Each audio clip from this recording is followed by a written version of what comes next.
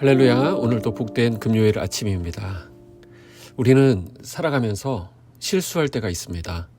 지난날에 이런저런 실수로 인한 후회가 떠오르면 참 마음이 어렵게 되죠. 자, 그렇다고 한다면 기억하시기 바랍니다.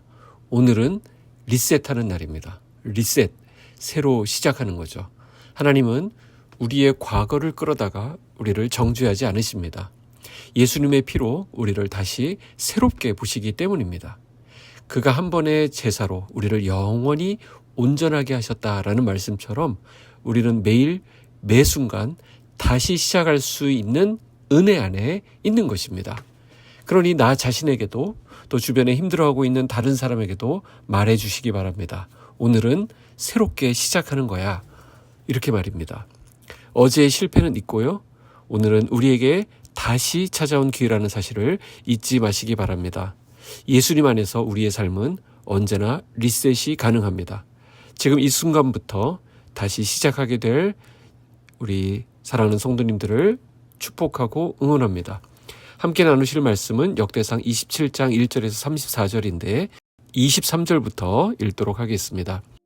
이스라엘 사람의 20세 이하의 수요는 다윗이 조사하지 아니하였으니 이는 여호와께서 전에 말씀하시기를 이스라엘 사람을 하늘의 별같이 많게 하리라 하셨습니다. 스루야의 아들 요압이 조사하기를 시작하고 끝내지도 못해서 그 일로 말미암아 진노가 이스라엘에게 임한지라 그 수요를 다윗 왕의 역대지략에 기록하지 아니하였더라. 아디엘의 아들 아스마웻은 왕의 곡간을 맡았고 우시아의 아들 요나단은 밭과 성읍과 마을과 망대의 곡간을 맡았고 글룹의 아들 에스리는 밭가는 농민을 거느렸고 라마 사람 시므이는 포도원을 맡았고 스밤 사람 삽디는 포도원에 솟은 포도주 곡간을 맡았고 게델 사람 바알 하나는 평야의 감람나무와 뽕나무를 맡았고 요아스는 기름 곡간을 맡았고 사론 사람 시드레는 사론에서 먹이는 솥대를 맡았고 아들레의 아들 사밧은 골짜기에 있는 솥대를 맡았고 이스마엘 사람 오빌은 낙타를 맡았고 메르노 사람 예드야는 나귀를 맡았고 하갈 사람 야시스는 양떼를 맡았으니 다윗 왕의 제사를 맡은 자들이 이러하였더라. 다윗의 숙부 요나단은 지혜가 있어서 모사가 되며 서기관도 되었고 학모니 아들 여히엘은 왕자들의 수종자가 되었고 아이도벨은 왕의 모사가 되었고 아렉 사람 후세는 왕의 벗이 되었고 분하의 아들 여호야다와 아비아달은 아이도벨의 뒤를 이었고 요압은 왕의 군대 지휘관이 되었더라. 아멘. 오늘 우리가 함께 살펴볼 본문은 다윗 왕국의 행정과 군사 조직을 소개하는 역대상 27장입니다. 오늘 본문은 크게 5부분으로 나누어 볼 수 있는데요. 각 부분을 살피면서 하나님의 뜻을 묵상해 보겠습니다. 먼저 1절부터 15절까지는 군대 지휘체계의 질서를 설명하고 있습니다. 다윗은 이스라엘 전체 군대를 12개의 부대로 나누고 각 부대가 한 달씩 교대하도록 조직했습니다. 이것은 오늘날 예비군 시스템과 비슷한데요. 국가의 안보를 지키는 동시에 백성들의 생업을 고려한 아주 지혜로운 행정이었습니다. 다윗은 이 군대를 자신의 권력을 유지하기 위한 사적인 용도로 사용하지 않았습니다. 오직 나라와 백성을 위한 질서와 평화의 도구로 삼았다라는 것이죠. 한 나라의 군대가 운영되는 것을 보면 그 나라 지도자의 품성과 중심을 알 수 있습니다. 우리는 이 부분에서 다윗이 얼마나 백성을 사랑했고 또 그들에게 피해를 주지 않으려고 애썼는가 하는 부분을 엿볼 수 있습니다. 우리가 맡은 일들을 한번 돌아보시기 바랍니다. 거기에 질서가 있습니까? 또 거기에 배려가 있습니까? 또한 책임 있는 자세가 있습니까? 우리가 서 있는 그 자리는 군림하는 자리가 아니라 섬김의 자리가 되어야 할 줄로 믿습니다. 두 번째, 16절부터 22절까지는 각 지파 지도자들의 명단이 나옵니다. 여기서는 특별히 12지파 가운데 10지파의 지도자가 기록되는데요. 참 이상하게도 갓 지파와 아셀 지파가 빠져 있습니다. 이유는 잘 모르겠어요. 그러나 이름이 기록되지 않았다라는 사실이 못내 아쉽게 느껴지는 것은 우리 모두는 하나님 앞에 다 기억되고 싶은 그런 바람이 있기 때문입니다. 작은 적용이라고 할 수 있는데 우리 모두 하나님 앞에 기억되는 삶이 되었으면 좋겠습니다. 사람들 앞에서는 잊혀지더라도 하나님 앞에서는 분명히 기록되는 삶. 언제든지 하나님의 일들이 이루어지는 그 명단에 우리의 이름이 있기를 소원합니다. 세 번째가 굉장히 중요하죠. 우리가 읽었던 본문인데요. 특별히 23절에 다윗이 20살 미만은 계수하지 아니하였으니 이는 여호와께서 이스라엘을 번성하게 하리라고 말씀하셨음이라 라고 기록하고 있습니다. 이 구절은 단순한 행정적인 조정이 아니라 다윗의 깊은 회개와 신앙의 전환을 보여주는 믿음의 고백이라고 할 수 있습니다. 우리는 앞서 역대상 21장에서 다윗이 요압이라고 하는 사람을 시켜서 인구조사를 시행했던 장면을 기억해야 합니다. 당시 다윗은 전쟁에 대비한다라고 하는 명분을 내세웠지만 실상은 이 군사력의 숫자를 통해서 안정감을 얻으려는 인간적인 욕심이 작용했던 순간이었던 것을 부인할 수 없습니다. 하나님만을 의지하던 목동 시절의 다윗이 아닌 이 왕권을 유지해 나가려고 하는 인간 다윗이 그대로 드러났던 장면입니다. 그 결과가 어땠습니까? 참혹했습니다. 하나님께서는 다윗의 교만함을 책망하셨고 온역이라고 하는 심판이 이스라엘에 내려서 7만 명이 죽게 되는 참극이 일어났던 것입니다. 다윗은 그때 고통 가운데 철저히 회개하며 고백했습니다. 이 백성이 무슨 죄를 지었습니까?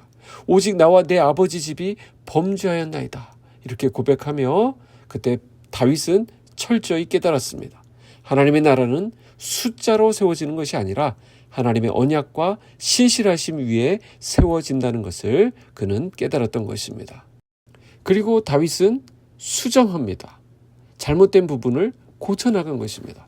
그래서 역대상 27장 이 두 번째 인구조사에서는 20세 미만, 즉 아직 전쟁에 나갈 수 없는 청년들에 대해서는 계수하지 않습니다. 왜 그랬을까요? 그것은 단지 그들이 어리기 때문이 아니라 그들을 하나님께 온전히 맡겼기 때문입니다. 다윗은 이제 하나님이 번성케 하신다라는 이 약속을 굳게 붙잡았습니다. 전쟁을 대비할 때조차도 모든 세대의 숫자를 손에 쥐고 있어야 안심이 되는 것이 인간의 마음이지만 다윗은 이제 자신의 손에서 미래 세대의 수를 내려놓습니다. 그리고 그는 이렇게 말합니다. 하나님께서 그들을 자라게 하실 것이다. 하나님께서 그들을 일으키실 것이다. 하나님께서 우리 민족을 번성케 하실 것이다. 이 고백이 거기에 담겨 있는 것입니다. 우리는 때때로 내 자녀의 미래, 청년 세대의 숫자, 가능성, 어떤 통계, 스펙 이런 것들에 집착합니다. 그러나 우리가 우리의 자녀들과 다음 세대를 바라볼 때 해야 할 일이 무엇이겠습니까? 하나님께 맡기는 것입니다. 하나님은 우리보다 우리 아이들을 더 사랑하시고 더 큰 미래와 더 아름다운 앞날을 준비하고 계시는 분이라는 사실이죠. 오늘도 저와 여러분의 손에서 숫자의 통제권을 내려놓고 하나님의 언약을 붙들기 원합니다. 믿음의 사람은 숫자보다 약속을 의지합니다. 그 믿음의 자리에 설 때 우리의 삶과 공동체는 하나님이 책임지시는 인생이 될 줄로 믿습니다. 그리고 네 번째로는 25절부터 31절인데 다윗은 포도원, 가축, 곡간 등 각각의 영역에 책임자를 세워 관리하게 했습니다. 왕이 직접 백성의 재산을 손대지 않고 명확한 시스템을 만들었다고 하는 점에서 그의 절제와 공의로운 통치를 볼 수 있습니다. 그래서 우리 삶의 영역에도 이런 질서와 절제가 필요합니다. 특히 권한을 가지고 있는 위치에 있다고 한다면 더더욱 내 자신의 개인적인 욕심이 반영되지 않도록 경계해야 합니다. 마지막 32절부터 34절은 다윗의 측근들에 대한 내용입니다. 다윗에게는 요나단의 아들 스비야, 서기관 여히엘, 제사장 사독, 사사로 섬긴 유다 지파의 아므람, 그리고 요압이라고 하는 군대 장관이 있었습니다. 다양한 역할을 감당하는 사람들이 다윗 주변에 모여 있었습니다. 이 리스트를 보면서 깨닫게 되는 중요한 진리가 있습니다. 아무리 위대한 지도자라 할지라도 그는 혼자 일하지 않는다라는 사실이죠. 다윗은 물론 탁월한 사람입니다. 전쟁에도 능했고 예배에도 철저했고 행정에도 지혜가 있었습니다. 하지만 그가 이스라엘을 안정된 왕국으로 세워갈 수 있었던 데에는 이 동역자들의 협력과 조언 그리고 충성된 동반자들이 있었기 때문입니다. 하나님이 세우시는 나라는 결코 혼자 세워가는 나라가 아닙니다. 반드시 함께 일하는 동역자들을 통해 세워가십니다. 동역자는 나와 뜻을 같이 하고 때로는 나를 대신해서 나를 위해 싸워주며 내가 주저앉아 있을 때 손을 내밀어주는 하나님의 선물입니다. 동역자는 때로 나의 부족함을 보완해주고 내가 생각하지 못한 지혜도 나누어 줍니다. 다윗에게 그런 사람들이 있었다라는 것입니다. 그래서 다윗이 위대한 왕으로 칭송받는 것입니다. 오늘 하루를 시작하면서 우리 주변을 한번 돌아보시기 바랍니다. 하나님은 우리 모두에게 소중한 동역자들을 붙여주셨습니다. 가족들, 또 교회에서 함께 섬기는 성도들일 수도 있고 직장의 동료일 수도 있습니다. 그들과 더 깊이 신뢰하고 협력하며 나아갈 때 하나님의 일이 우리의 삶을 통해 더 멀리 더 깊이 뻗어갈 줄로 믿습니다. 오늘 하루 하나님께서 새로운 동역자를 붙여주시도록 기도하며 시작해 보았으면 좋겠습니다. 나의 사명을 함께 나눌 사람들, 나를 하나님께로 더 가까이 이끌어줄 영적 동반자들이 생긴다면 그만큼 더 큰 복이 또 어디 있겠습니까? 오늘 우리가 본 다윗의 조직은 하나님 나라를 함께 세워갈 건강한 공동체의 모델입니다. 오늘 하루 내 주변의 동역자들에게 감사의 인사를 전해보시고요. 그리고 새로운 동역자를 기대하는 마음으로 하나님의 인도하심을 구하시는 이 시간 되시기를 주님의 이름으로 축복합니다. 기도하겠습니다. 하나님 아버지 감사합니다.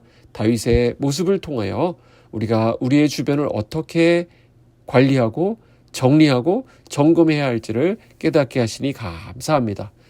우리 곁에 귀한 믿음의 사람들을 붙여주시고 동역자들을 보내주시고 그 동역자와 함께 하나님 나라를 세워가는 기쁨을 우리에게 허락하여 주시옵소서. 감사드리며 예수님의 이름으로 기도하옵나이다. 아멘.